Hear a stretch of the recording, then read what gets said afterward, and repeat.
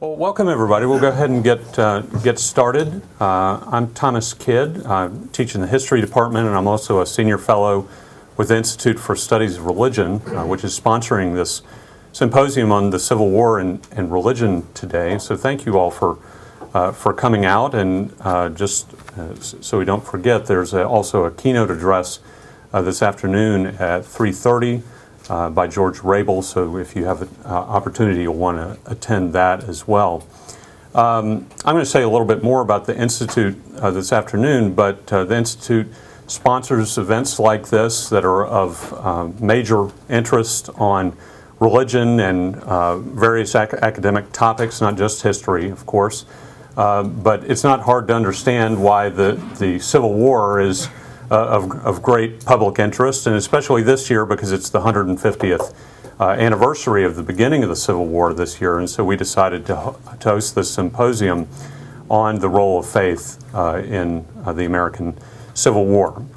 So we're going to have a panel discussion, and to moderate the discussion we have Michael Parrish from the Department of History, who is the Lyndon Bowers Professor of American History and also helped me to organize the symposium. So, Mike, come on up. Well, good morning, everyone. Thank you again for being here. We have a distinguished panel of speakers this morning. They are Amy Taylor, Robert Elder, Luke Harlow, Amy, Bob, Luke Harlow, and Professor John Boles of Rice. I'll introduce them separately, beginning with Amy, immediately before they talk. Amy Taylor is Associate Professor of History at the University of Albany, SUNY. She is the author of The Divided Family in the Civil War, published by the University of North Carolina Press.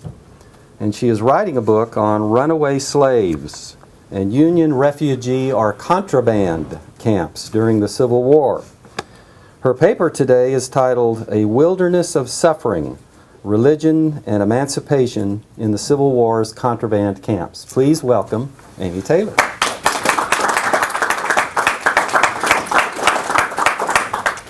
Well, thank you, Mike, and thank you for the invitation to come down here. It's nice to be back in the South. Because despite one of the greatest typos I've seen in a long time, I'm not from SUNY-Alabama. I'll suggest to Andrew Cuomo that we open up another campus. But I want to begin today by talking about religion and slave emancipation. And I'm going to begin with a man named H.S. Boles, who was a missionary with the American Missionary Association, who traveled down to Portsmouth, Virginia. And when he arrived around November 1863, he was pretty surprised by what he found. A little girl approached him on the steps of the new school that he had helped establish for fugitive slaves and urged him to come see a 70-year-old woman lying nearby on a miserable pallet in a damp cellar who was partially paralyzed, deaf, and almost blind. I had never imagined a picture of such utter destitution, Boles wrote, until 1 week later, when two scarcely half-clothed children, one suffering from chronic dropsy, showed up at his door to take him to see their mother, who lay dying on a thing which could scarcely be called a bed. Boles continued to witness such scenes and wrote to AMA leaders back in New York that he once shared the clothing off his back with another mother and her 5 children, and that he often went home at night to wet my pillow with tears after these encounters. All of this led him to conclude that, quote, this transition state through which these people are passing is truly a wilderness of suffering. Now, what Boles saw is probably not the image that most of us have of the slave's journey from bondage to freedom in the midst of the Civil War. It's a far more triumphant story of policy decrees that arguably dominates our collective memory of slave emancipation. And although there is good reason for that, the day-to-day experience of the slave's journey to freedom reveals a far different and more difficult story. And one only has to look inside these contraband camps to see why. And let me stop for a moment and just clarify that when I talk about a contraband camp, what I'm talking about are over by my count, about 130 settlements of refugee slaves who had fled their masters and sought protection in areas of Union occupation during the war. Altogether, 500,000 men, women, and children lived in these camps, and they confronted some of the most harrowing day-to-day conditions imaginable inside them. Well, Boles was not the only religious northerner, that is, a missionary or representative of a church-based organization, who traveled south to assist the refugee slaves and noticed this situation. And most were likewise surprised by what they found. They had expected freedom to bring an end to suffering, since after all, many of them were former abolitionists, who throughout the antebellum period had pointed specifically to the physical suffering inflicted by slaveholders as a primary reason to abolish slavery. Freedom, they often preached, would guarantee slaves their basic human right to be free from bodily pain. But as life inside the war's contraband camps quickly made clear, this turned out not to be true, leaving these former abolitionists to ask some basic questions. How could they explain the presence of suffering in the life of an ex-slave? How come their long-promised freedom did not guarantee freedom from physical pain? Well, religious northerners like H.S. Boles came up with some revealing answers to these questions, so today that's what I want to talk about. And I'm going to focus on two groups who were the most active in working with these fugitive slaves. One, the American Missionary Association, the largely Congregationalist group out of New York, and the Society of Friends, especially those coming from Philadelphia, New York, and Indiana.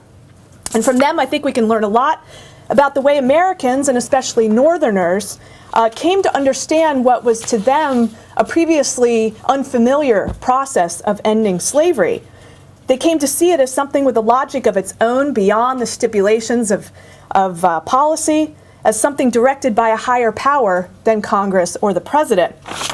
Most telling is their conclusion that in this process of becoming free, there existed a halfway point between slavery and freedom, a transition state of suffering, as Boles put it. This transition state, it has receded from our historical view over time.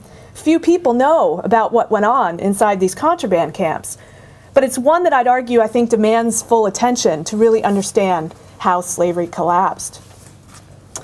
Now, calling life inside the contraband camps a wilderness of suffering was really not much of an exaggeration. The severe physical hardship of those seeking freedoms at times amounted to a humanitarian crisis. And I can just give you some examples from the death rates alone. Take Hampton, Virginia in September 1862, where 7.5 people were dying each day. Helena, Arkansas in 1863, there were 1,100 people who died, or that was 25% of this refugee population in that year. The population of nearly 4,000 was reduced, as one report put it, by half in the same year in Natchez, Mississippi. They died from smallpox, yellow fever, malaria, pneumonia, measles, many other diseases that festered in conditions marked by too many people and too little sanitation.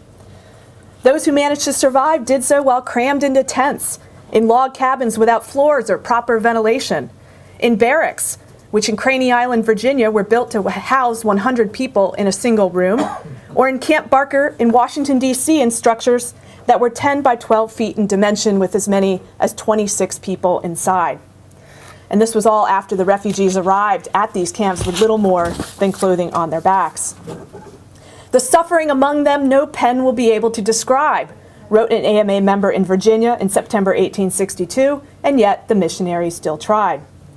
In letters and other dispatches to the North, they wrote of the deplorable condition of the refugees and referred to their lives as wretched, or as one Quaker woman put it, the most desolate and dismal scene I ever beheld. The single most commonly used term to describe the scene in the camps, though, was simply suffering. The refugees were referred to repeatedly as suffering humanity, poor suffering people, a tide of human suffering, this suffering class of the human family, and the list goes on. It was an instantly resonant term to Northern readers, and one that would have provoked a related question at the core of their Christian beliefs. How could the suffering be explained? Was it simply the result of slavery's long reach? Some answered yes, and observed, as a group of Philadelphia Friends did, how, quote, the body has been crippled by hard work and neglect in cruel bondage. They observed lacerations on backs, lost limbs and fingers, other permanent injuries inflicted by masters. Sites that led John Fee, an AMA missionary in Camp Nelson, Kentucky, to exclaim, quote, "Oh, the suffering incident to slavery. Today, as I looked upon the sick and dead, little ones, I was completely overcome and wept for the poor sufferers." Fee, in effect, extended the abolitionist critique of slavery's violence and pain into an explanation for what was happening during the war. But this cause-effect scenario did not satisfy all, and many others, while not denying the harmful long-term impact of slavery exactly, took note of the high death rates and rampant disease in the camps to argue that something different was now the cause of the pain. The advent of liberty, lamented an anonymous writer to The Friend in 1863, has plunged them thus far into a more deplorable state than before. An annual report of the New York Friends similarly contrasted the desolate condition in the camps with, quote, "a more favorable one in slavery." What these writers saw happening in the war was qualitatively different from slavery, so if slavery could not be blamed as the source of the suffering, what or who could? "This can be none other than the work of the Lord," was how the AMA's American Missionary Journal summed up what would be a widely invoked answer.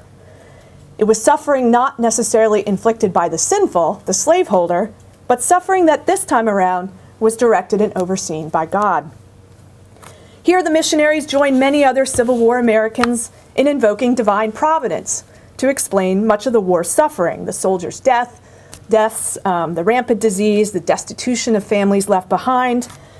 As historians such as George Rabel, as we'll hear from this afternoon, have shown, Americans north and south, from soldiers to leaders, commonly saw God's hand in the bloodshed of war. To some, the war was punitive, his punishment for the sin of slavery, but to others, it was more purposeful, a deliverance from the nation's sins.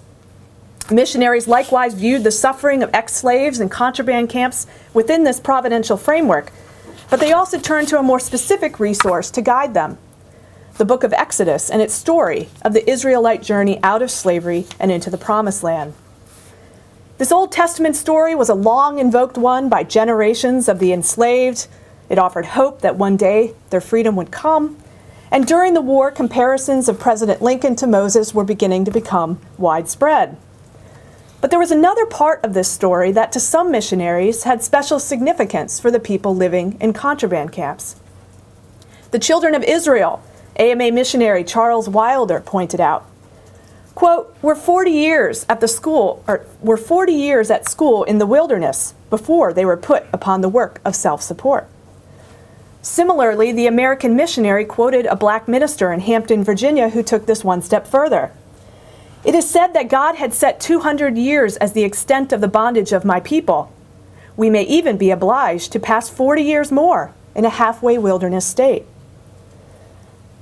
According to these writings, life in the contraband camps could be viewed like the biblical wilderness state, a period of suffering on the way to the promised land of freedom.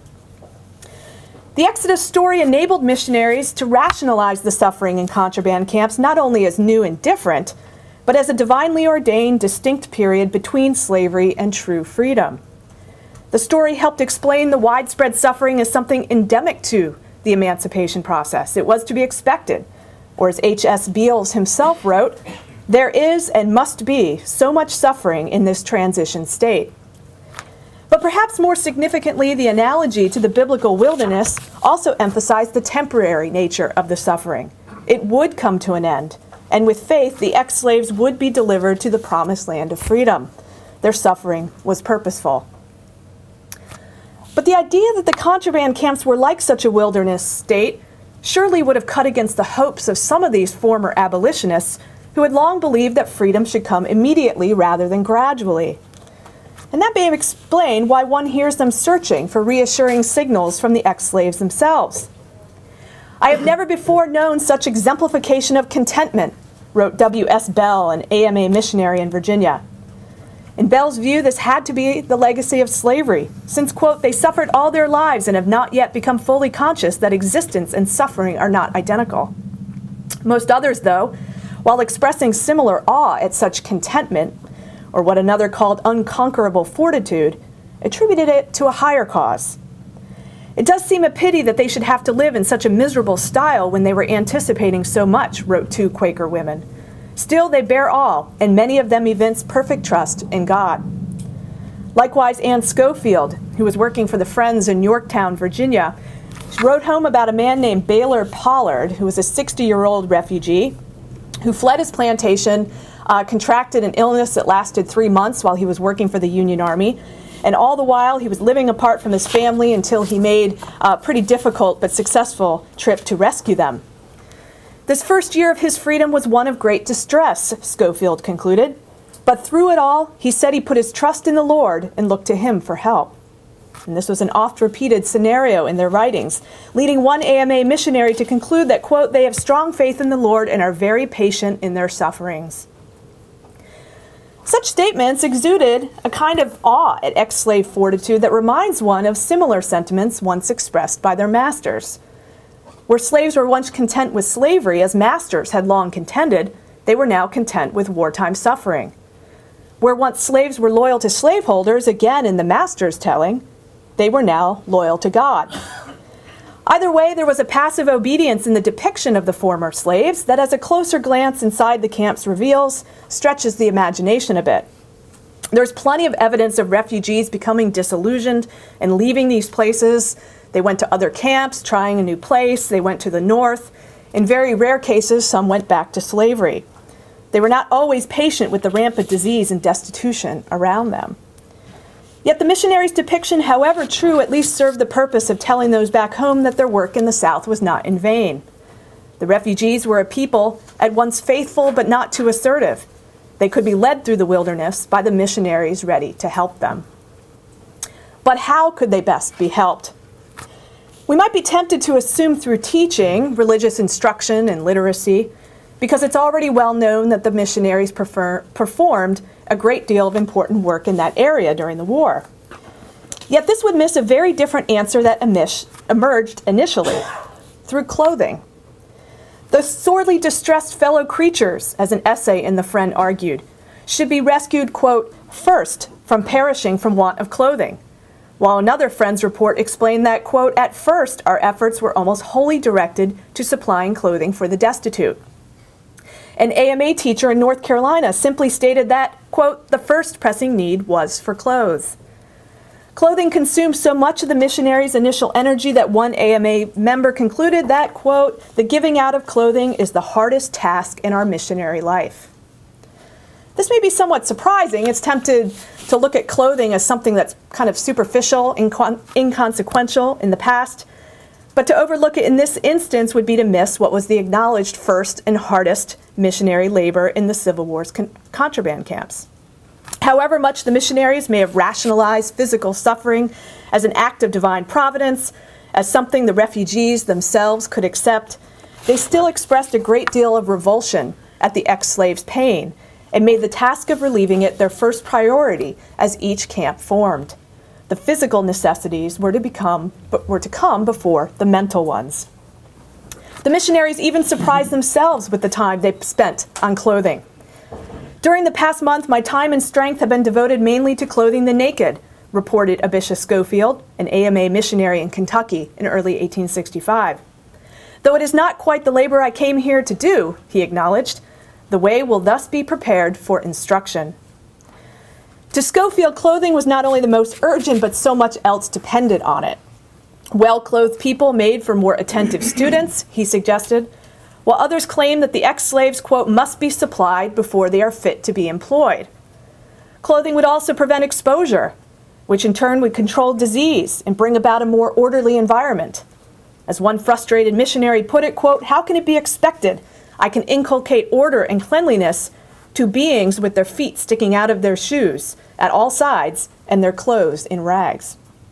But there was a more practical reason to seize on clothing, too. It was the one physical need not already met by the Army. The government issued food rations and helped construct shelters for refugees, but only provided clothing to select men on the Army's payroll. It was the Friends, unable to take up arms in the war, but eager, as one report put it, to show others the sincerity of our oft-repeated sympathy for the slaves, who took the lead in manufacturing clothing.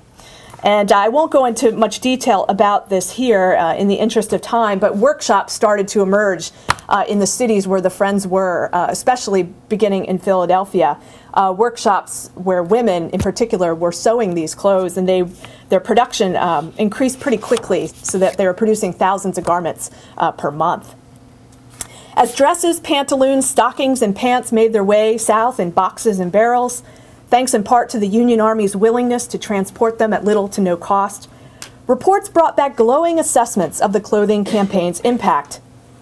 Missionaries in the camps charged with distributing tickets that would then be redeemed for a suit of clothing or shoes wrote repeatedly of the thankfulness of the eager and grateful receivers.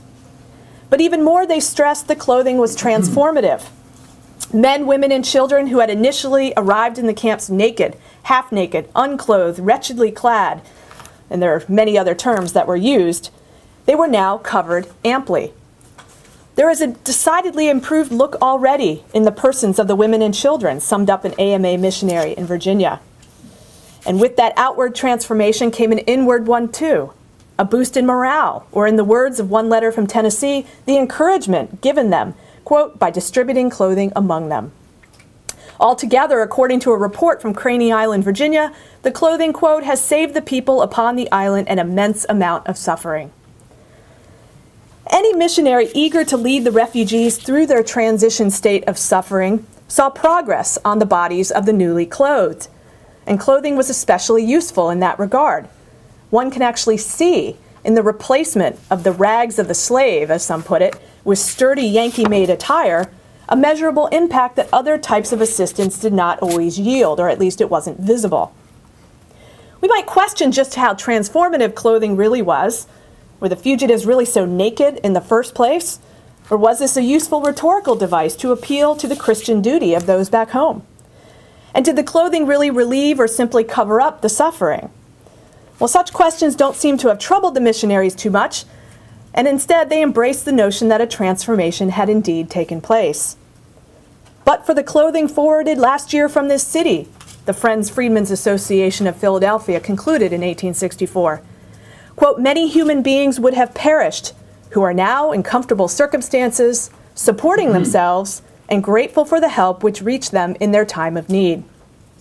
Clothing not only saved lives, but they claimed also enabled recipients to make their way through the wilderness to achieve the most basic element of true freedom, self-sufficiency.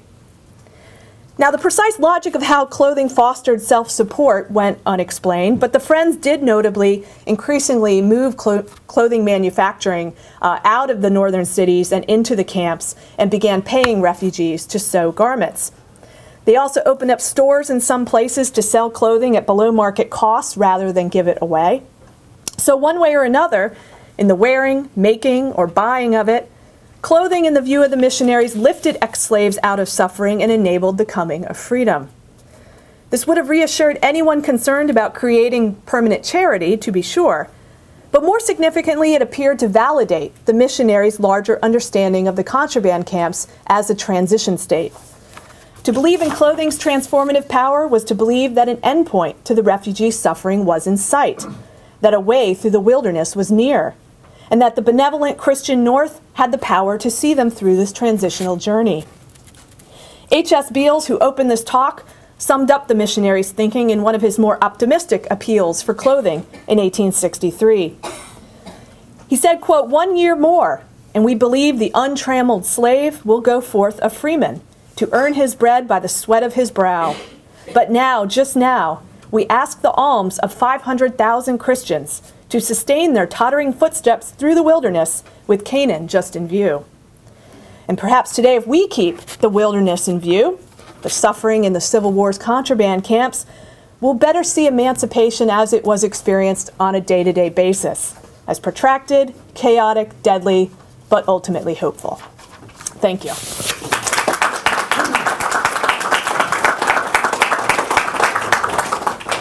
Thank you, Amy. Robert Elder is a Lilly postdoctoral fellow and lecturer in humanities at Valparaiso University, where he is revising his Emory University doctoral dissertation, which is a study of the connections between Southern honor culture and the rise of evangelicalism in the 18th and 19th century. His paper today is titled The Prehistory of the Crusading Christian Confederate: Honor, Manhood, and Religion in the Civil War. Please welcome Robert Eldridge.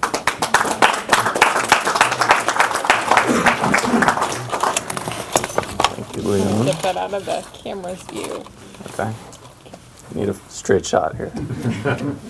I want to thank everybody at the Institute for giving me this opportunity. It's been great so far.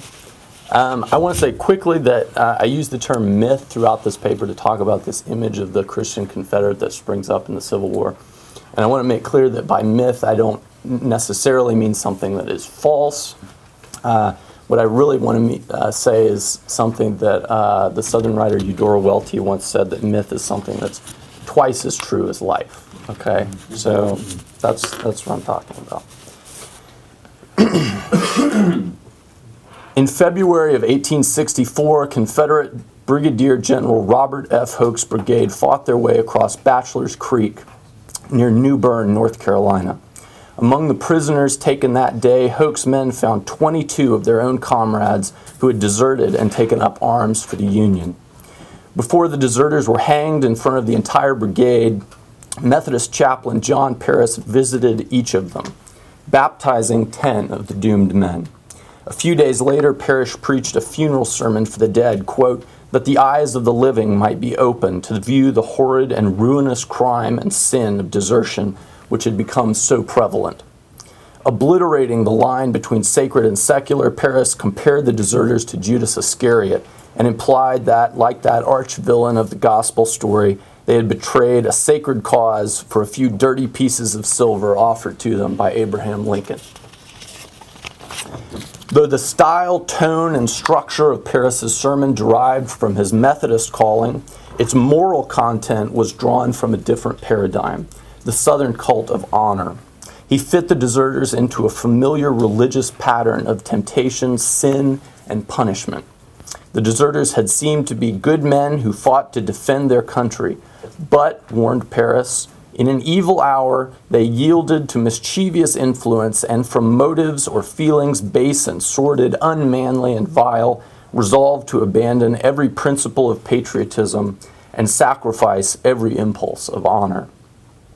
If my brother were to be guilty of such a high crime, Parrish told his audience, I should certainly make an effort to have his name changed to something else, that I and my children after me might not feel the deep and lasting disgrace which his conduct had enstamped upon it. Parrish also assured his audience that out of all the deserters he had ever spoken to in his career as a chaplain, only 3 had professed to be members of a church. And, quote, they had been no credit to the religion they professed, he declaimed, as it lived only upon their lips and was a stranger to their hearts. The true Christian is always the true patriot. Already in Parrish's 1864 sermon, the core characteristics of the post-war myth of the Christian Confederate are apparent, carved in stark relief against the Methodist clergyman's portrayal of the irreligious, cowardly, and disgraced deserters. In his sermon, Parrish compared the despicable character of the deserters to the noble mold of the late Stonewall Jackson, destined to become one of the primary saints in the cult of the lost cause.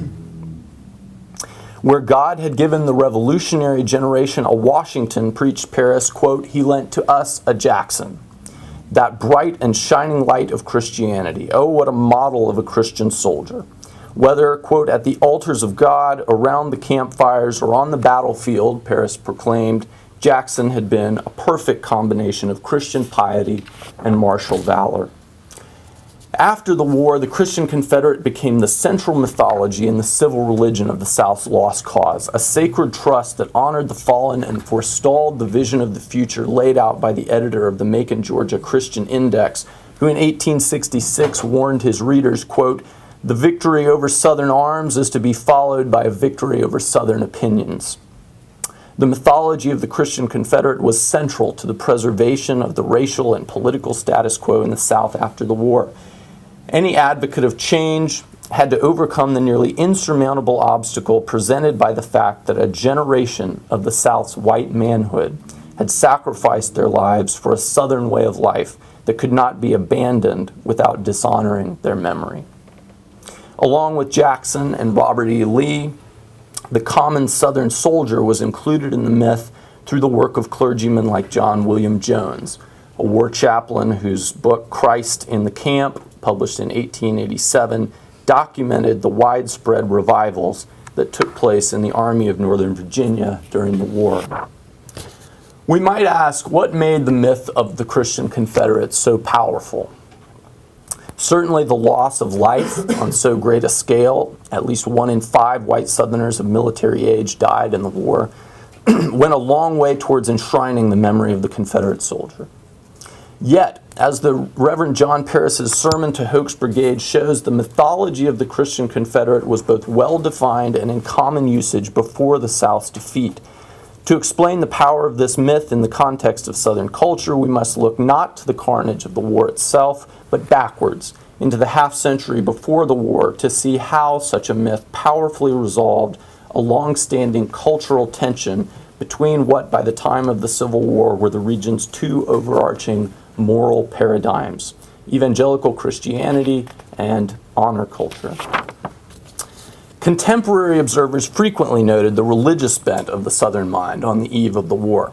Quote, "Men talk in public places, in the churches and in bar rooms, in the stagecoach and at the fireside of their personal communions with the deity, just as they do about family and business matters," wrote Northerner Frederick Law Olmsted in amazement on a trip through the South in the 1850s.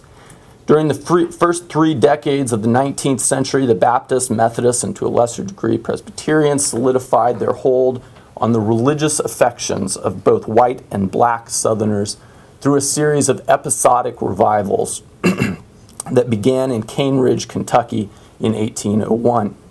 Looking back on the history of his denomination in the state of Georgia in 1830, from the end of the Revolution to 1830, Methodist George Gilman Smith noted, quote, "Then the Methodists were humble, obscure, and poor. Now the judge on his bench, the congressman, and the assemblyman are not ashamed to be known as Methodists." By one estimate, 1 in 4 white Southerners were members of either the Baptist, Methodist, or Presbyterian church by the mid-1830s, while the number of white Southerners who heard regular preaching may have been as high as 3 in 4, since many attended churches without becoming members. Ironically, during roughly the same period that it became a stronghold of evangelical religion, the South also emerged as a hotbed of interpersonal violence. According to a recent sociological study, during the post-revolutionary era, regional homicide levels diverged sharply, dropping in the North and rising in the South, as revolutionary ideals threatened to destabilize traditional hierarchies of race and class, and the Southern economic landscape solidified, closing off avenues of opportunity for whites further down the social ladder, especially in the old seaboard states. Combined with a regional culture of honor that demanded violence in response to any perceived challenge, insult, or loss of status, these factors pushed levels of violence among Southerners to new heights. By 1842, one astonished English visitor estimated that levels of interpersonal violence in the South were 5 times as high as in the North and 10 times as high as any country in Europe, an exaggeration that nevertheless reflected a dark reality. Honor was central to this reality. Much more than a collection of rituals surrounding the duel, honor in the South was a deep-seated ethical system with its own internal logic and more than a passing resemblance to religion. Honor involved elements of the sacred, honor, and the profane, shame. It could be stained, requiring the expiatory sacrifice of blood to be restored. Thus, violence took on a moral significance within honor as a righteous or morally positive response to the threat of shame.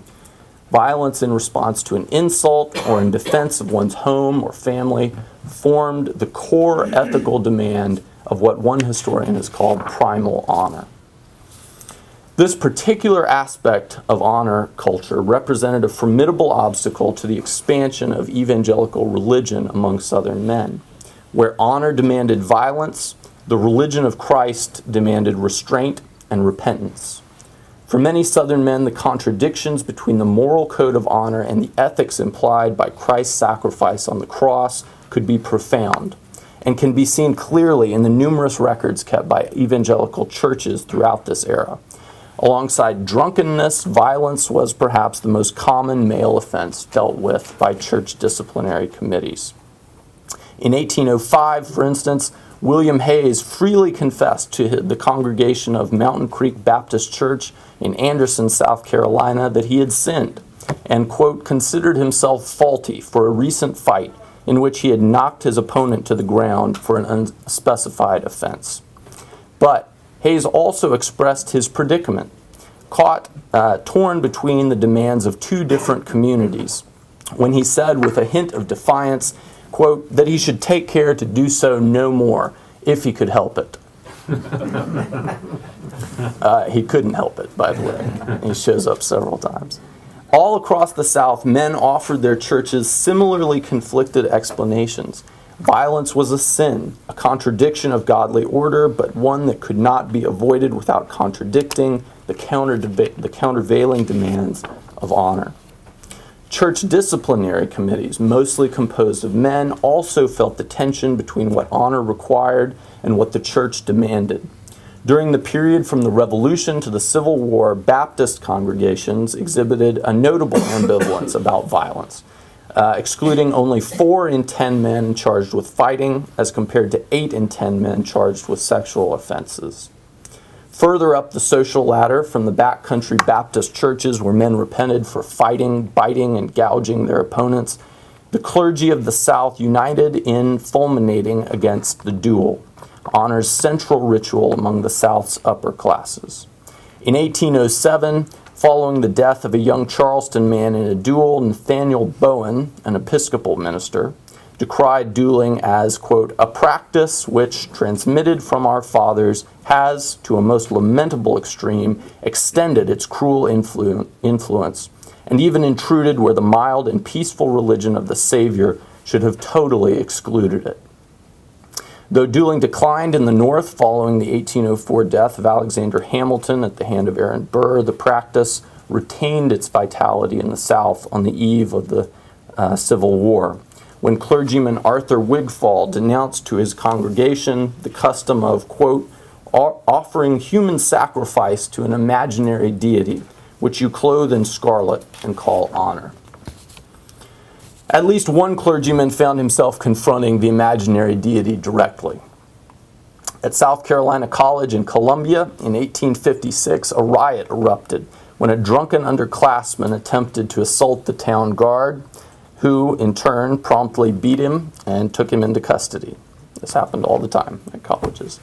A crowd of students, determined to revenge their collective honor, broke into the college armory and marched against the town militia, who had been called out to suppress them.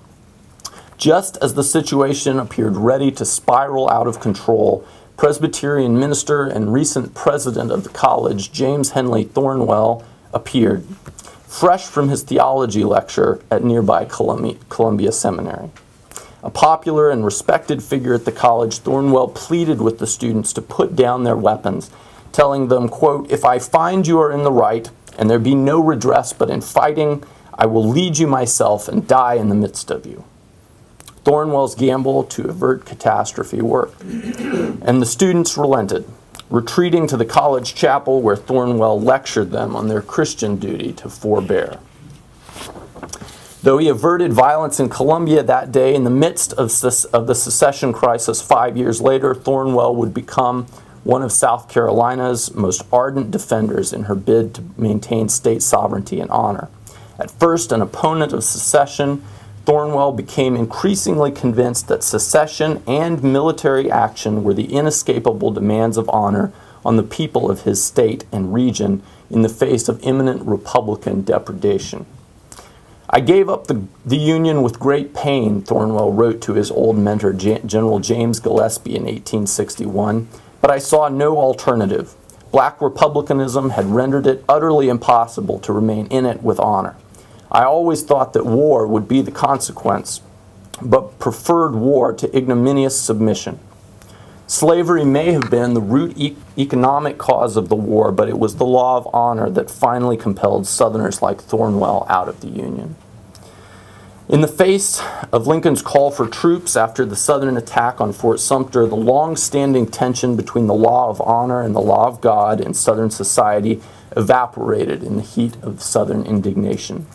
In a moment of deep religious and cultural synergy that would echo through Southern history for decades with dramatic effects on Southern religion and cultural conceptions of manhood and honor, both of the South's dominant moral paradigms proclaimed the Southern cause and its soldiers altogether righteous. Two factors underlay the confluence of honor and religion that apotheosized in the Christian Confederate. First, state-sponsored violence, especially a defensive war such as the South envisioned itself fighting, had always received the sanction of the Christian establishment of the South. For instance, one observer recalled how during the War of 1812, the famous Baptist clergyman Richard Furman was seen on the lines of Charleston, quote, encouraging the men both by his prayers and by his example. There was little ambiguity among Southerners about the morality of violence in defense of state sovereignty and national as opposed to personal honor. Thus, James Henley Thornwell could dissuade the students of South Carolina College from attacking the town militia to defend their honor, but send his own son off to die in defense of the South's honor in Virginia in Wade Hampton's cavalry a few years later. In the view of honor, of course, martial valor was the preeminent form of moral courage. Beyond justifications of war in general, many pious Southerners viewed the present war as a contest between their faithful, God-fearing, slave-holding society and an apostate North. Holding to a literalist interpretation of the Bible which held slavery to be sanctioned in Holy Scripture, Southerners like James Henley Thornwell argued forcefully that an attack on slavery was nothing less than an attack on the Bible itself. To prove his point, Thornwell had only to point to radical abolitionists like William Lloyd Garrison, who loudly professed themselves willing to jettison the sacred text if it were found to support the peculiar institution. In the midst of the war, the religious periodicals that circulated widely in the Southern armies regularly portrayed the war as a war of religion. Quote, in its simplest form, wrote the editors of the Mississippi Messenger, the war with us is for freedom of conscience, freedom to interpret the Bible and worship God according to the dictates of our own consciences. In this cultural context, Southern warriors became quite literally defenders of honor, Southern honor, as well as soldiers of the cross.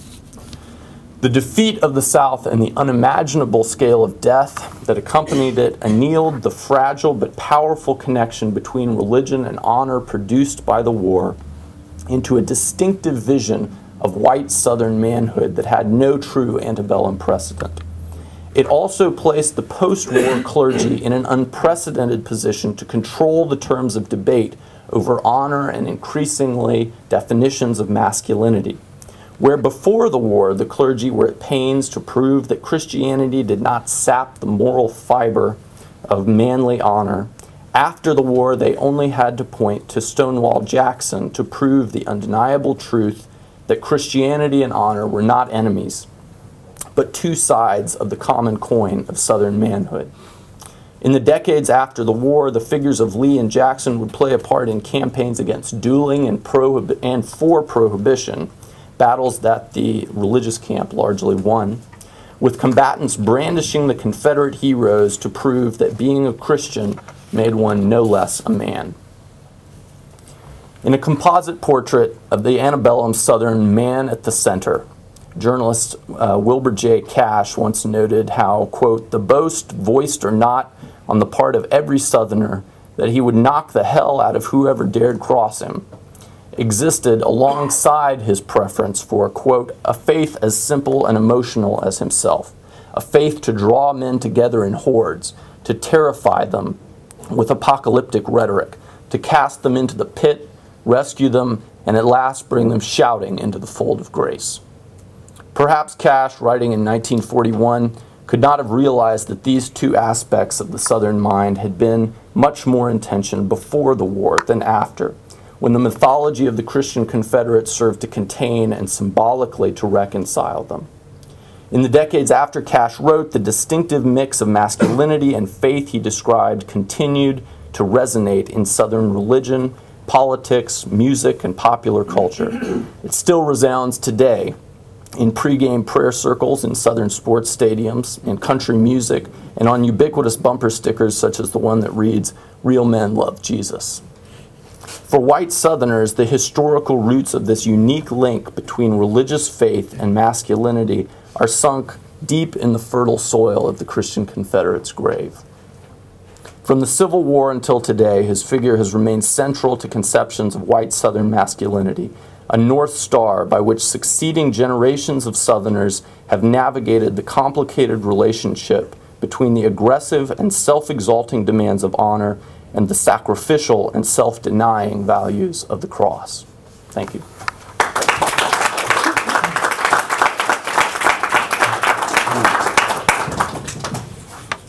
Thank you, Bob. Luke Harlow, one of Professor John Boles' former graduate students, is an assistant professor of history at Oakland University in Rochester, Michigan. A co-editor of the Journal of Southern Religion, he is the author of Religion, Race, and the Making of Confederate Kentucky, 1830 to 1880, forthcoming from Cambridge University Press. His paper today is titled Confederate After the Fact, Pro-Slavery Religion in the Case of Civil War Kentucky. Please welcome Luke Harlow.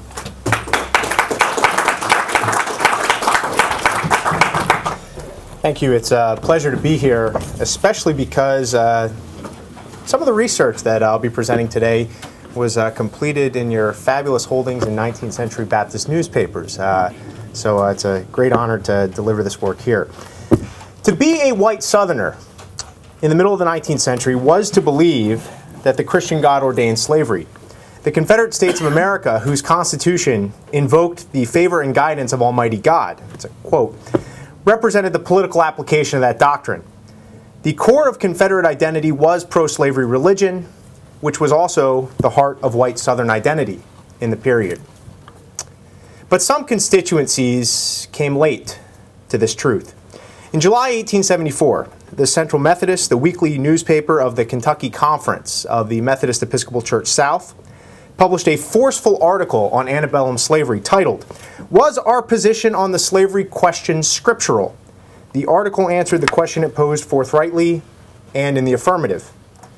For the last several years, the Central Methodist, like Methodist newspapers throughout the country, had offered opinion on whether or not the northern and southern branches of National Methodism should engage in what they called fraternal relations. The Methodist Episcopal Church, the United States' largest religious group prior to the Civil War, fractured in 1844 along sectional lines after long-standing conflict over the slavery question. Now, in 1874, nearly a decade after the Civil War and 13th Amendment ended slavery, and 30 years beyond the denominational schism, some Methodists in both the North and the South sought to put sectional differences aside and reunite the denomination. The Central Methodist, however, could countenance no such reunion. Quote, "We don't ask our Northern brethren to come to our opinion, we cannot go to theirs. If Northern Methodists enter into fraternal relations with us, they must do so with the distinct understanding that we occupy the same ground on this question that we have always occupied." The point was plain, and the decidedly unreconstructed Central Methodist wanted its reader to understand, quote, "What we were in 1844, we still are." Just a few months prior, the paper blamed the split of 1844 on the, quote, "unscriptural and radical abolition policy that some Northern Methodists had pursued." The Central Methodist editors would not pretend that their former enemies were now their allies. Although they had admitted elsewhere that the idea of, quote, "free and full sectional rapprochement was attractive, they refused to endorse it at the, quote, "expense of principle." At the most basic level, that principle required the acknowledgement that the antebellum Southern Methodist defense of slavery was biblically correct. By insisting on slavery's scriptural sanction nearly a decade after the death of legal slavery, the Central Methodists asserted that slavery remained a divinely approved institution regardless of legal realities. Such an opinion had significant political implications, especially when it came to matters of race. The Central Methodists, like white religious newspapers throughout the South, was a vociferous critic of civil rights for African Americans.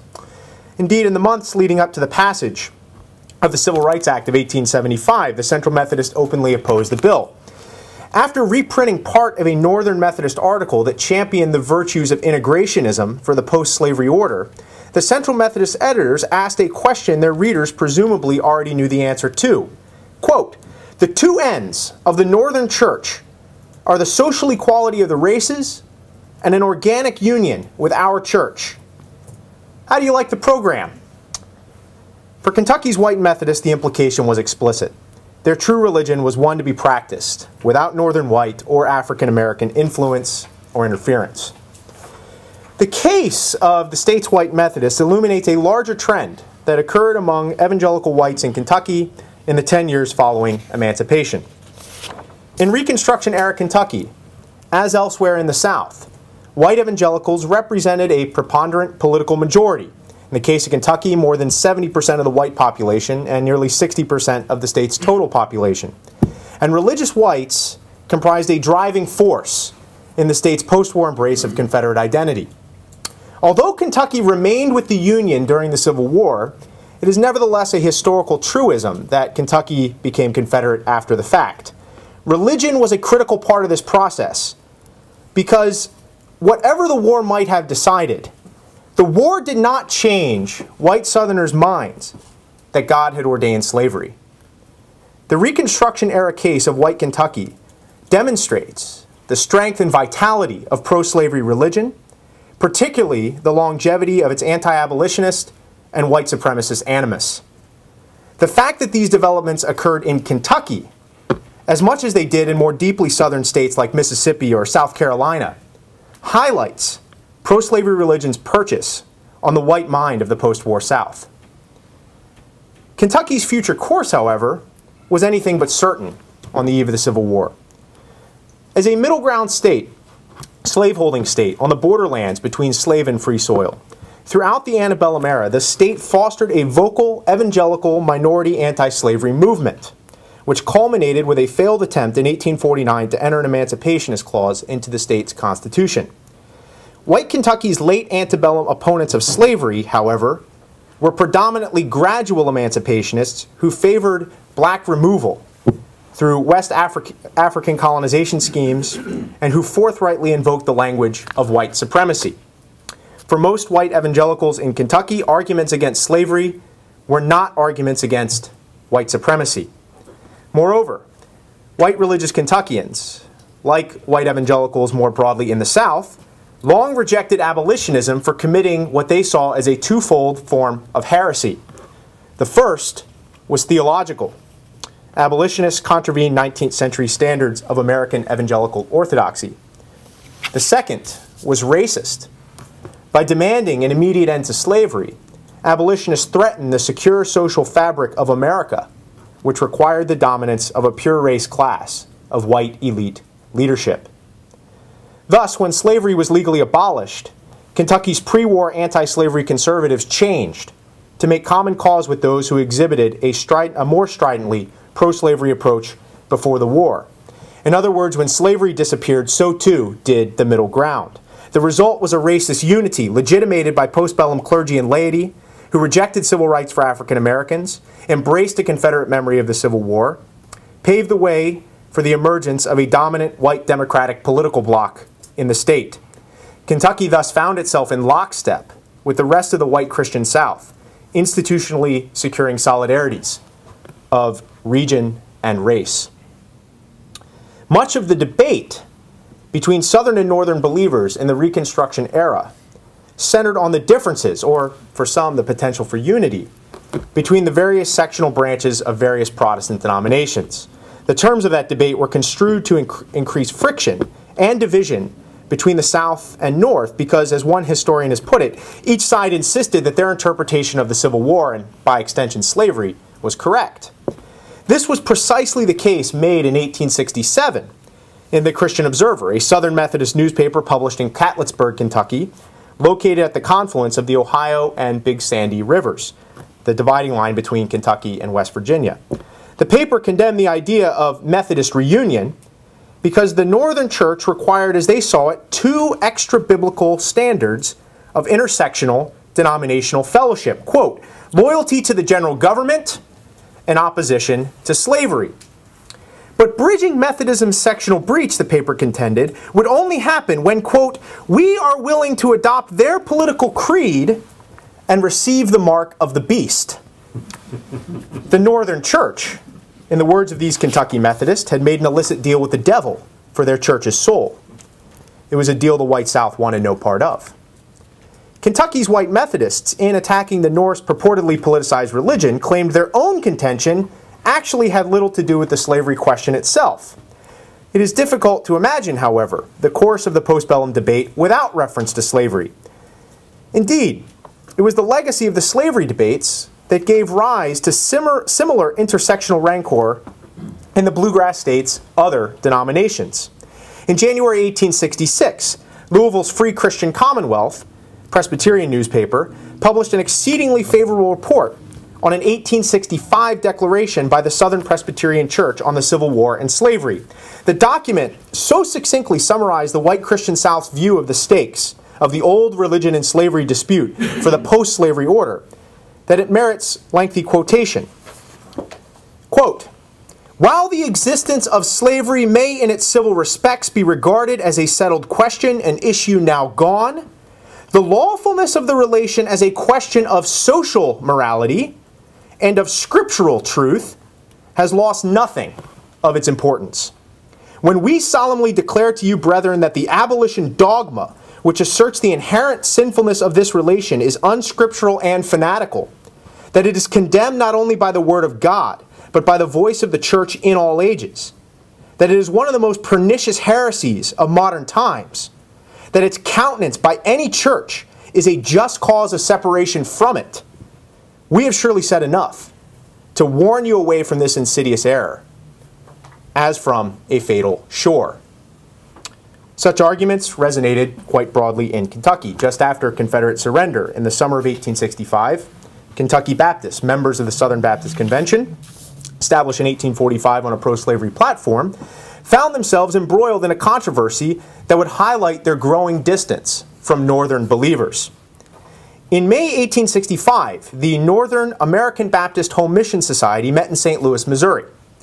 A substantial part of that meeting contained speeches suggesting how Northern Baptists might contribute to the South's religious reconstruction. As one speaker put it, thanks to emancipation and Union military victory, quote, slavery has received its death blow.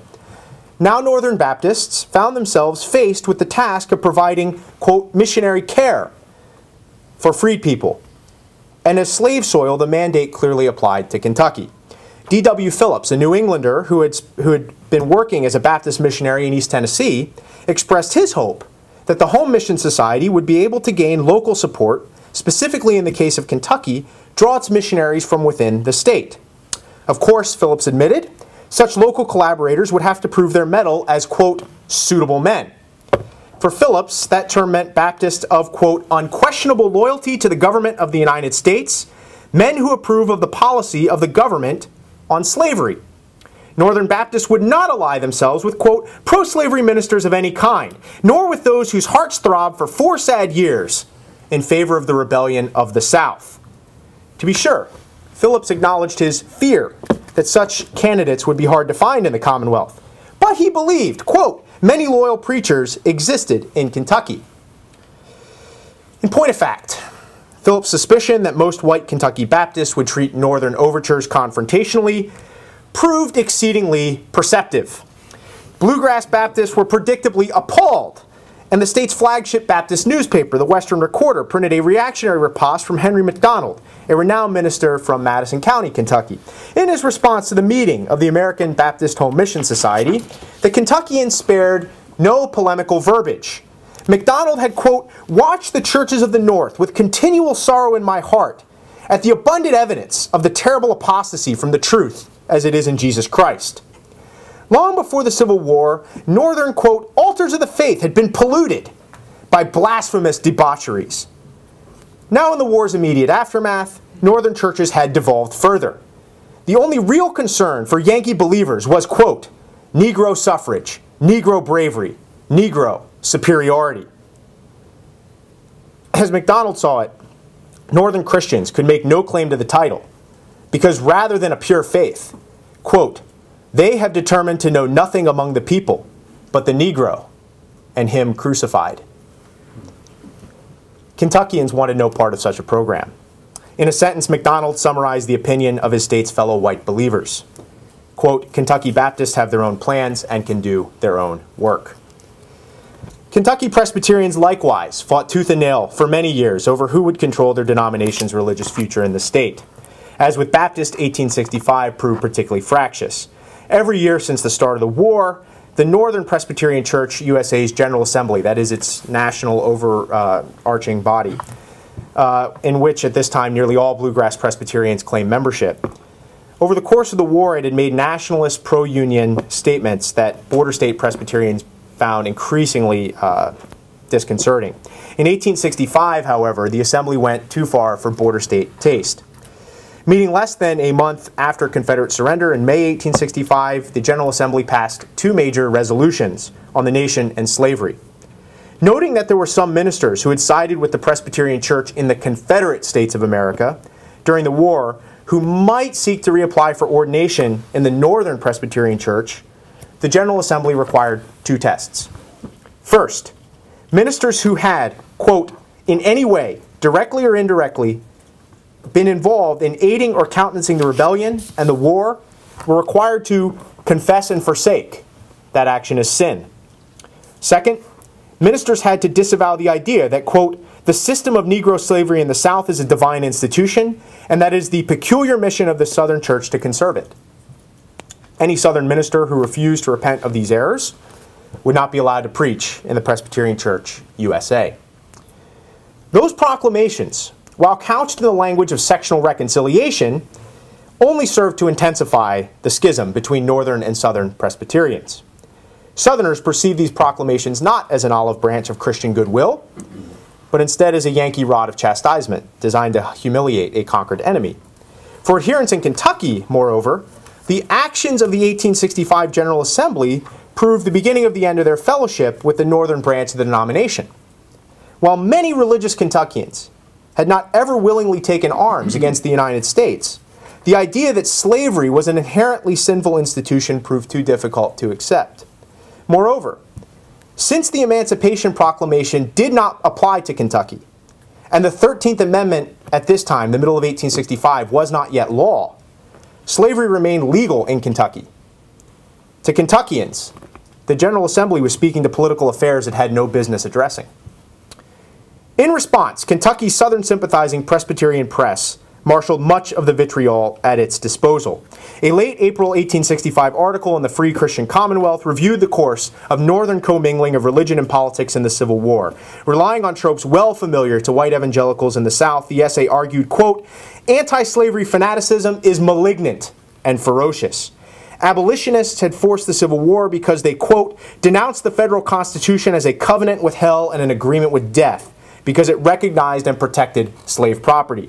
The abolition clergy hate slavery, hate slaveholders, and hate and abuse all men who oppose their mad and destructive schemes."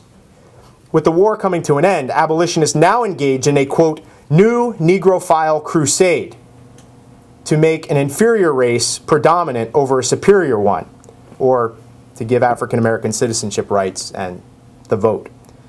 The time for action against such a debased faith had come. Louisville Presbyterians collectively responded to the actions of the 1865 General Assembly with a monumental document titled Declaration and Testimony Against the Erroneous and Heretical Doctrines and Practices Propagated in the Presbyterian Church. The document represented a fundamental rejection of an abolition-minded faith. It denounced 14 errors in the Presbyterian Church USA. Not only did the church disregard the commonly held white opinion that, quote, the immediate indiscriminate emancipation of the Negro slaves amongst us would be unjust and injurious to both master and slave, but it had, quote, laid down a new doctrine on slavery unknown to the apostolic and primitive church, a doctrine which has its origins in infidelity and fanaticism. Slavery, quote, an institution which has always existed in the church uncondemned, which was recognized by Christ and his apostles, is pronounced an evil and guilt, condemned as sin, affirmed to be the root of rebellion, war, bloodshed, and the long list of horrors which follow in their train. By perpetuating such ideas, the Northern General Assembly, the Declaration argued, quote, has become the support of heresy, the abettor of injustice and despotism, the fomenter of discord. The document ended with a somber word. The signers of the Declaration would no longer recognize any religious authority for matters of church rule other than, quote, the written word of God. Until Northern believers recognized the divine mandate for slavery, Kentuckians would withhold all financial contributions from denominational boards.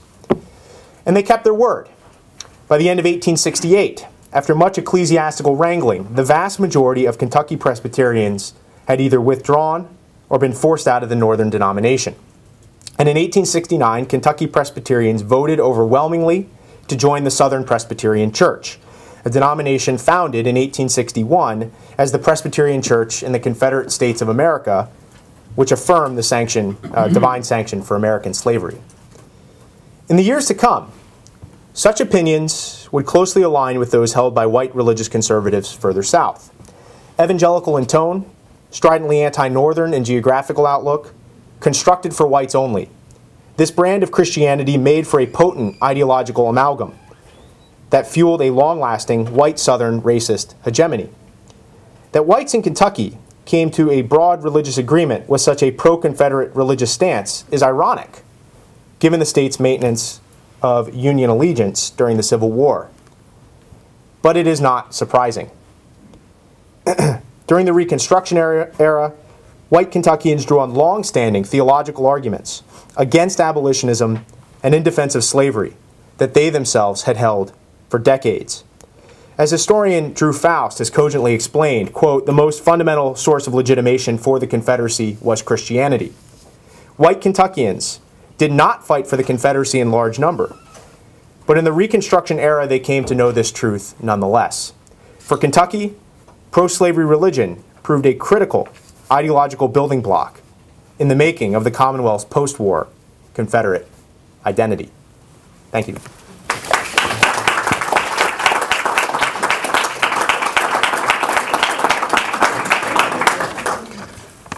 Thank you, Luke.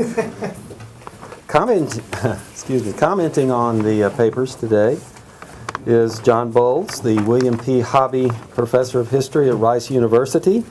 And a little over 10 years ago, we were fortunate to have him as the Robert Foster Cherry Professor here at Baylor.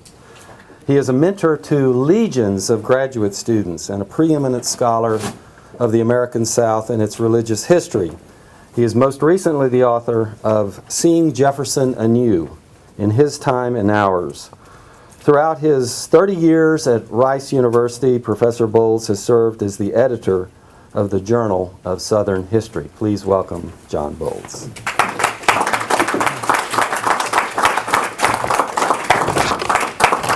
Thanks, Mike. It's good to be back and see familiar people and see familiar terrain.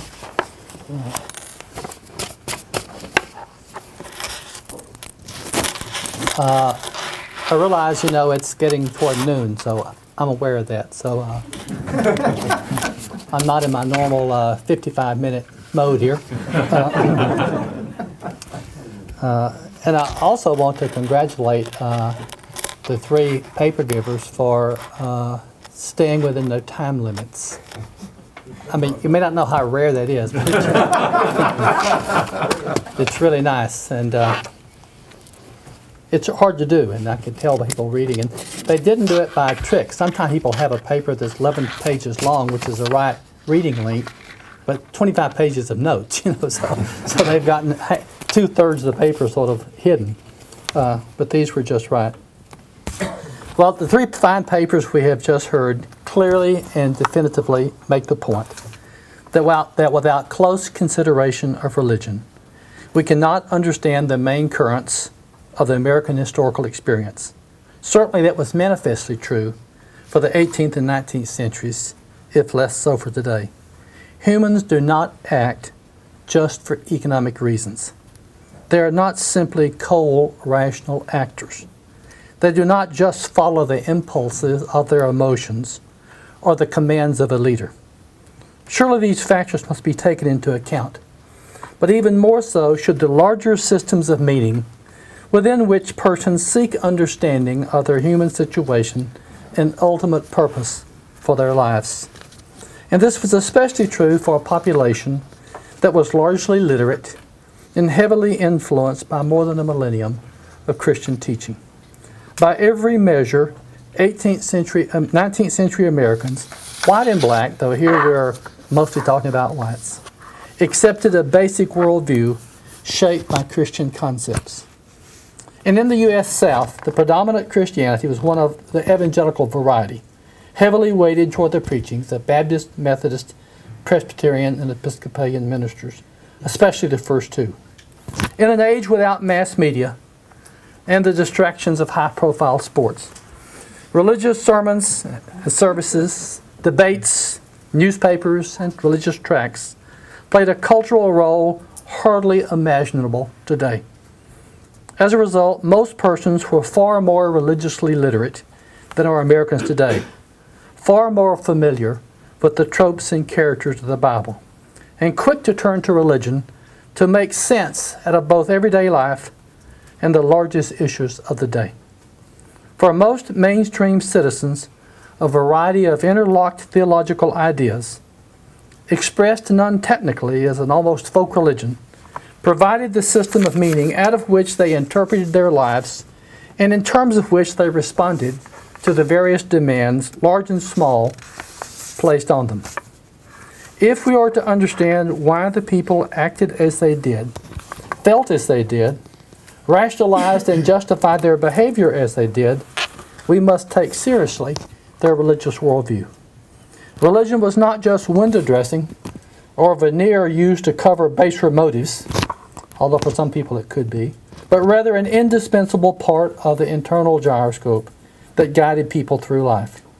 All three of the papers presented today accept the large role that religion, Christianity, played in the Civil War era United States. This enables them to explain and interpret what happened then with a degree of sophistication and completeness denied to those who are not alert to the religious dimension of the past. Amy Morrell Taylor focuses our attention on an aspect of the Civil War that was long overlooked when historians were almost totally preoccupied with military events. Even before Union policy was clear about how to handle slaves who were escaping their bondage and coming to Union armies, and before the Emancipation Proclamation, tens of thousands of ex-slave refugees sought freedom with their feet and fled to the Union camps, causing huge problems in terms of housing, food, disease, clothing, and order. At times, the Union forces were almost overwhelmed with the number of displaced persons in their midst. In an age before public health requirements were fully understood, and before the North had developed the infrastructure to accommodate such numbers, the refugee camps became pitiful scenes of hunger, disease, and confusion. No one had foreseen that such numbers of former slaves, called contraband, would escape their bondage in such fashion, and the Northern forces were simply unprepared. The escapees often arrived clothed almost in rags. Understandably, the refugee camps were at times places of suffering that reminds one today of wartime POW camps. The Northern civilians, especially those sent by Northern reform agencies to attempt to minister to these refugees, were unprepared for the misery, suffering, and death that they encountered. And given their religious views, an automatic turn to religion to understand what they were seeing and the obvious plight of the poor black refugees, the religious reformers sought to interpret the situation within the confines of their religious worldview. Assuming that God, providence, caused or directed everything, they soon turned to interpret the contraband or refugee camps as God's intended halfway house between slavery and freedom. The suffering, which in biblical terms often prepared sufferers for redemption, was to be expected. And remembering the Exodus story of the Israelite journey out of slavery in Egypt, lasting for 40 years and involving many hardships before the promised land was reached, religious interpreters likewise saw the contraband experience as analogous to that kind of transition, which, after the suffering was endured, would result in freedom. This interpretation was seen, I think, less as a rationalization for the hardships than an explanation of why it was occurring. The analogy to the Exodus theme ennobled the sufferers, and the missionaries reported moving examples of the patience, fortitude, even contentment of the freed people, and gave both them and concerned Northerners promise that the travail of the contraband camps and the contraband sufferers would eventually end in freedom. Rather than excess blame for the refugee troubles, this approach offered ultimate hope and justification. While little could be done to address the larger issues of overcrowding and so forth that's exacerbated the contraband problem, the missionaries often focused on the issue of providing clothing. In fact, their emphasis on clothing is almost puzzling, until one remembers that the refugees were arriving often in family groups with only the clothing on their backs, and that was usually sparse and ragged. And most of the letters discussing the need for clothing were written in the dead of winter, December, January, and February, when cold weather made skimpy clothing the most immediate and pressing problem. Providing clothing was also something tangible that sympathetic Northerners could do to help the sufferers, and they wanted to do something. Soon the provision of clothing became not just a humanitarian emergency that could be largely solved, but a visible symbol of the profound transformation promised by the contraband experience. As the ragged garb of slave clothing was replaced with the clean, sturdy cloth made at first by free Yankee hands and then increasingly by freedmen, so too was bondage being replaced with freedom and a sense of self-sufficiency. In a way, clothes do make the men. And here, very visibly, former slaves were being turned into freedmen. In his equally interesting paper, Bob Elder widens his chronological focus to help us understand the evolution of what he calls the Christian Confederate, the mythological formulation of the Southern soldier who became an iconic figure in the post-war lost cause ideology that effectively turned the battle for the Confederacy into a glorious and Christianized lost cause. By beginning with the stunning funeral oration of the Reverend John Parrish, preached on the occasion of the execution of 22 Confederate turncoats in February 1864, Elder shows that the construction of the image of the Christian Confederate, a blending of two paradigmatic cultural themes, honor and Christianity, was already underway before Appomattox. How did these apparently opposite styles come to be joined, Elder asked. The answer lies in a careful examination of the two. Honor was associated with violence, a quick defense of oneself in the face of shame, a sense that one's value was not validated internally, but rather externally in how others responded to you. Honor was seen as primarily a masculine trait, and it had to be instantly and always defended. The traditional Christian virtues, on the other hand, suggested patience, love, a sense of forgiveness, and was inwardly validated through one's faith. Christian values were often seen as feminine, and Christians should turn the other cheek rather than proceed with a chip on the shoulder.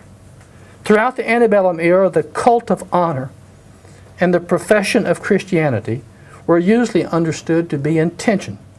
Yet during the Civil War, these two sets of values were, in Elder's term, annealed into one, a kind of wartime alloy that created the Christian Confederate. Primal honor made Southern white men support the Confederate cause because politicians and Lincoln's call for volunteers were an affront to corporate Southern honor. And Christian ministers who believed slavery was supported by the Bible and the Confederacy was a Christian nation saw abolitionist attacks on both as apostasy. I don't believe that honor, quote, compelled Southerners out of the Union, but it was a large factor. Certainly many white men believed they were honor-bound to defend the Confederacy, and others believed their Christian faith required them to defend the Confederacy. So there was a wartime merging that produced what Elder calls the image of the Christian Confederate, a strongly masculine version of the crusading Christian. There is much to this, but I'm not fully convinced that most Southern men were so motivated by what Burton White Brown called honor. I think many fought for their homeland out of a sense of duty, which had deeper roots in Christianity and other traditions to draw from than simply primal honor.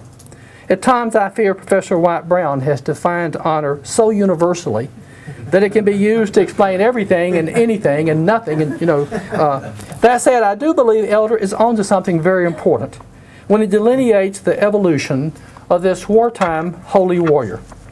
Yet I'm also not fully persuaded that this hyper-masculine, even militaristic image of the Christian Confederate lasted long after the war, except in lost cause rhetoric.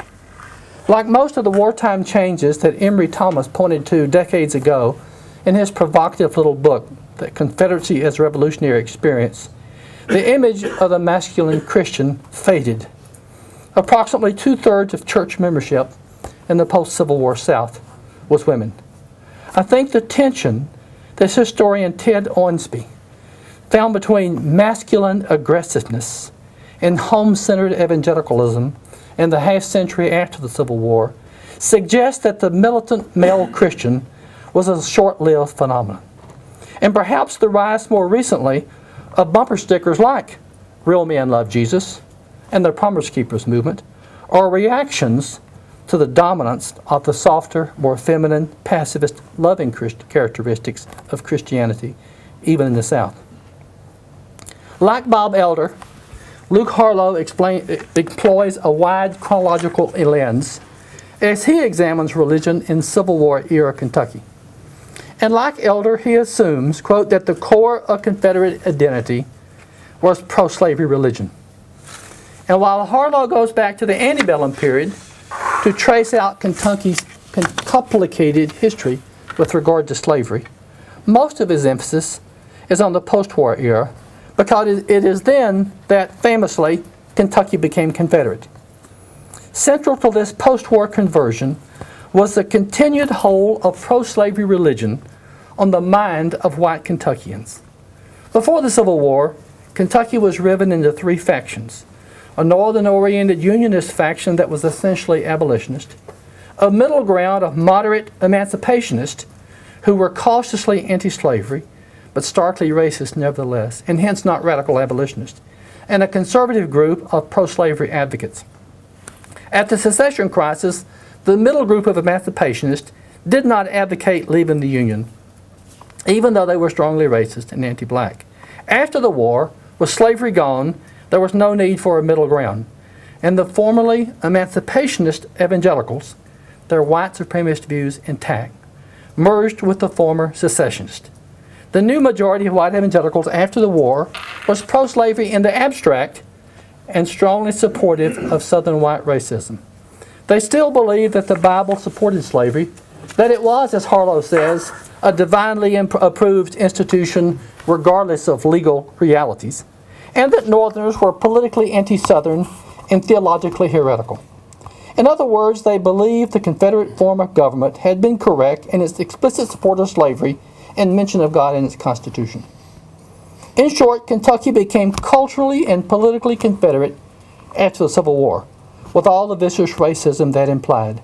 In a larger sense, Harlow is arguing that all those years that white Southerners had spent listening to sermons, employing the Holy Scriptures to defend slavery and support white racism, had a permanent influence and did not immediately dissipate in 1865. I mean, you think about it, it's kind of amazing. You read a lot about pro-slavery religion and all that kind of stuff, and then the Civil War happens, and then that just seems to just disappear. It didn't disappear. The long-term effects were tragic, because this racist Christianity did not just defend slavery, but became the underpinning of a form of racism that later fueled the rise of segregation that lasted into the mid-20th century. David Chappelle, in his important book, A Stone of Hope, has implied that white segregationist forces in the 1950s had no effective theological tradition with which to defend segregation. But as Harlow suggests, what might be more accurately called a folk theological tradition, and here I'm going to sort of rearrange some phrases of his sentence, a potent ideological amalgam that was evangelical in tone, stridently anti-Northern in geographical outlook, and constructed for whites only, fueled a long-lasting white Southern racist hegemony. Neither the Civil War nor the following century of Southern racial history can be comprehended without taking account of religion. And of course, although it is outside our topic today, the heart of the civil rights movement that ultimately changed the arc of Southern history lies in Christianity as well. So, I mean, I think basically there's no way to understand the history of the South, or actually the North, without taking religion seriously. We today have heard 3 well-researched, thoughtful, and stimulating papers. All were provocative in the best sense of the word. We couldn't ask for any more for our presenters, and we owe them a hearty thanks.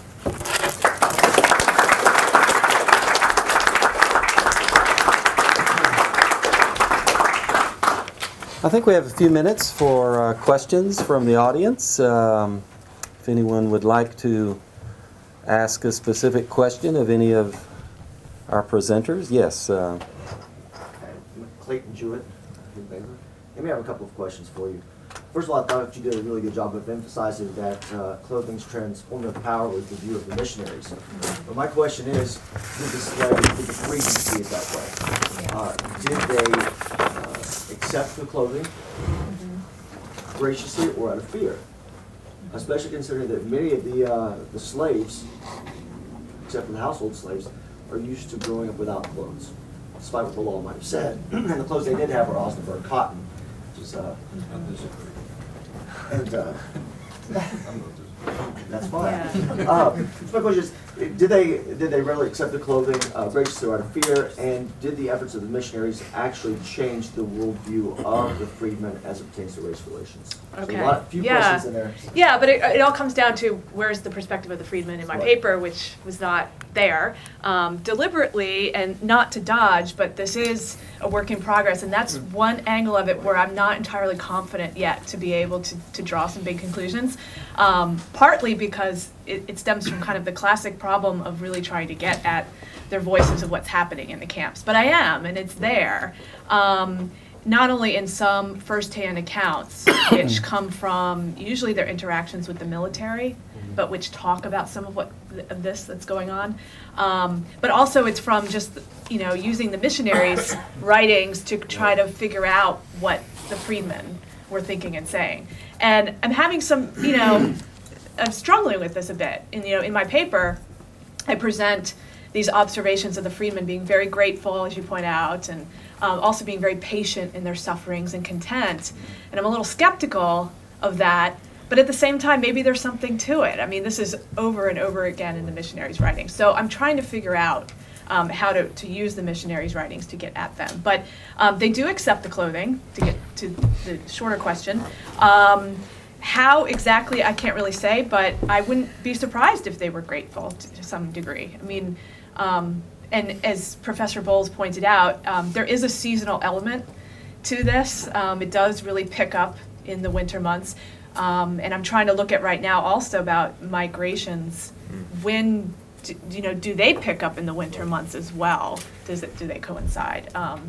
So but in a way, I'm dodging the question a little bit, but I'm hoping to get at it. And I think in all of that, also the location of the camps are important. A winter in Virginia is much different than a winter in Mississippi. Yes. So, yeah.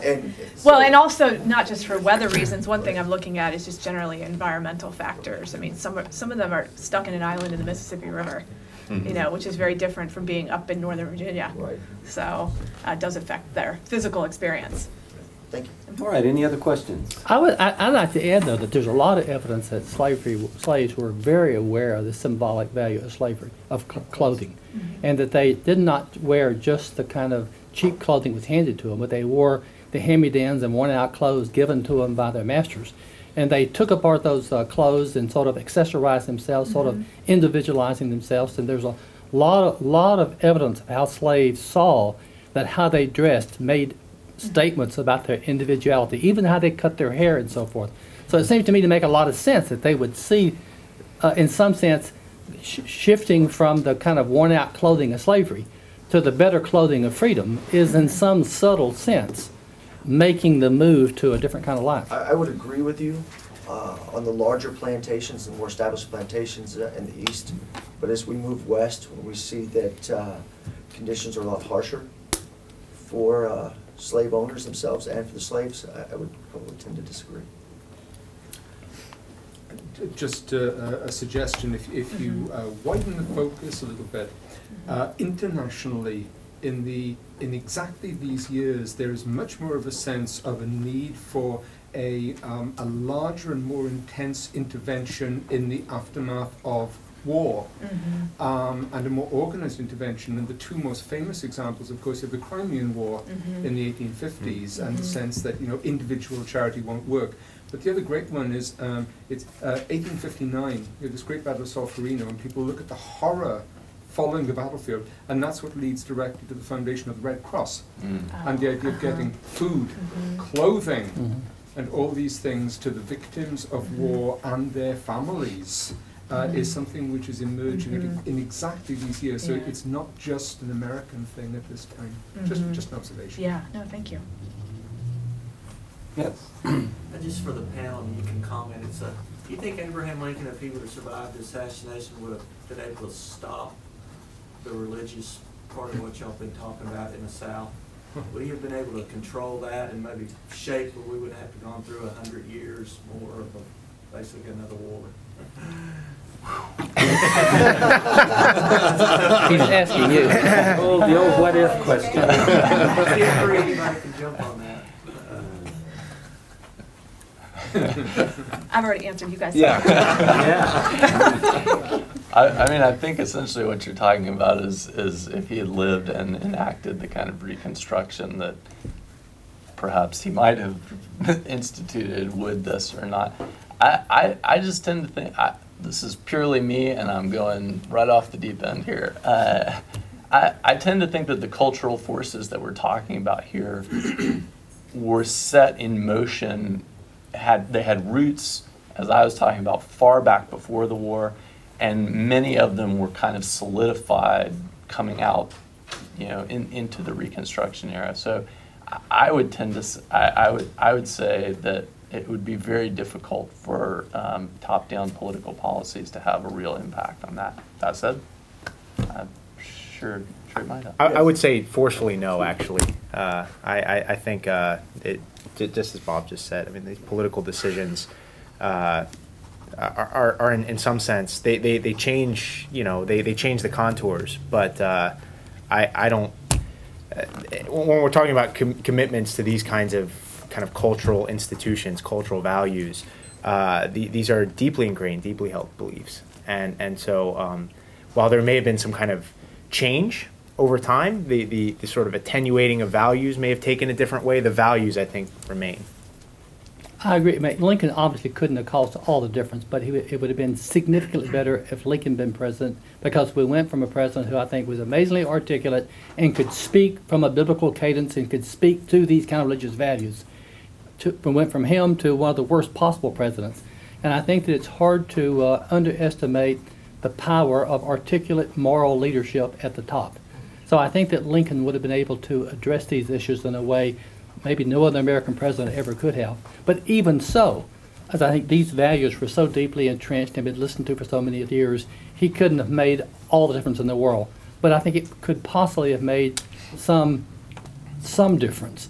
I mean, I just do think that really good leadership at the top makes a difference in how societies work, particularly if that leader knows how to talk the language of the people.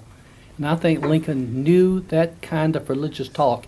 And you read his major addresses, I mean, they live because they are so central, I think, to the sort of Christian tradition. He's pro-union and pro-slavery, and then becomes anti-slavery, pro-civil rights. Is he sort of just that, an anomaly? And how would you, say that he's been able to, that he's the twice nominated governor, or is he sort of being squeezed out of the larger Presbyterian and Southern white movement at that point? No, it's a good question. To answer quickly to your major question, is he an anomaly? I would say yes. But he's not such an anomaly that he didn't have support, right? So there's people that support his cause. One of the things that happens is that in Kentucky, when African Americans get the vote, they get it for keeps. And so there's a black minority Republican Party sort of caucus, you might say, that functions in some serious way. And there is a committed core of folks like Harlan who are Reconstruction, post-Reconstruction unionists, and who sort of stand against the overarching system, you might say. But that's a minority movement, and it's a movement that becomes increasingly kind of winnowed off in a way. So without getting into too much minutia here, if you read any kind of post-Civil War political histories of Kentucky, it's basically a story of how the Democratic Party takes power and controls power for a long time.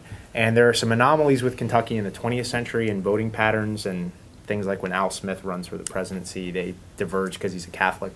But their pattern sort of fits that of the Solid South for the next 100 years with a few divergences. I wonder if you could comment. I'm thinking this question comes out of Eugene Genovese's collection of lectures about 10 years ago, where he draws a distinction between a kind of biblical view of slavery and a kind of scientific racism view of segregation. And I wonder if you just comment on how those two either work together or sometimes in tension with each other, and how were they the same, were they different? If you just comment on that a little bit. I think in a sense, Genovese is right that the scientific view of racism that he talks about is polygenesis, multiple human origins. And of course, if you are a biblical literalist, as these folks were, you cannot accept that because there is one common human progenitor. So I think Genovese is right on that score. But I think he underestimates the power of racism as a kind of cultural way of understanding things. The historian Stephen Haynes has used the term intuitive racism.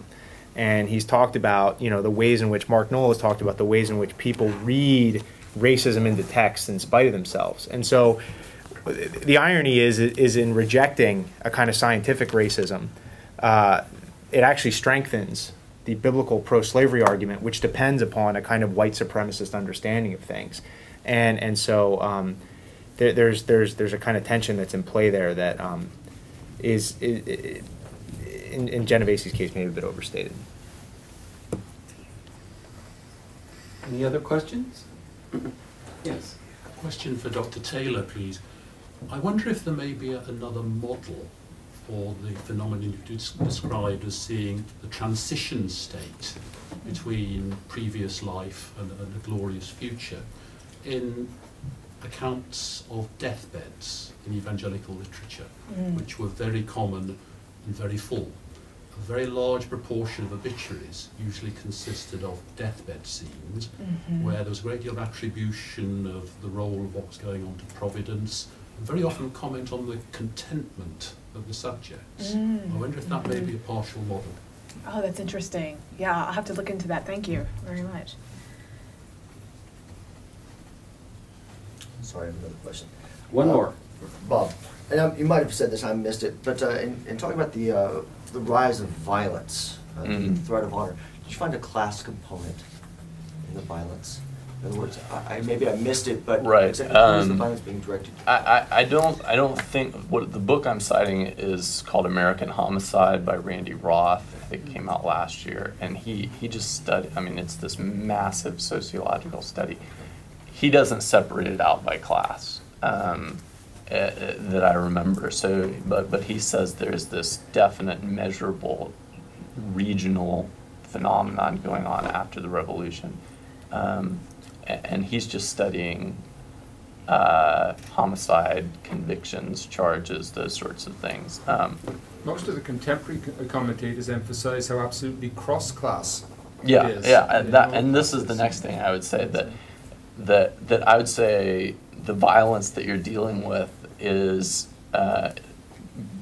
it takes different styles in different classes, right? I think Wyatt Brown called some of the kind of more common sort of violence ungrammatical styles of violence, right? Biting, fighting, gouging, kind of thing. And then if you're an Episcopalian, you do it with pistols. Thank God. Yeah. A T-shirt. All right. Well, thank you again all for coming. Let's give our panelists and commentators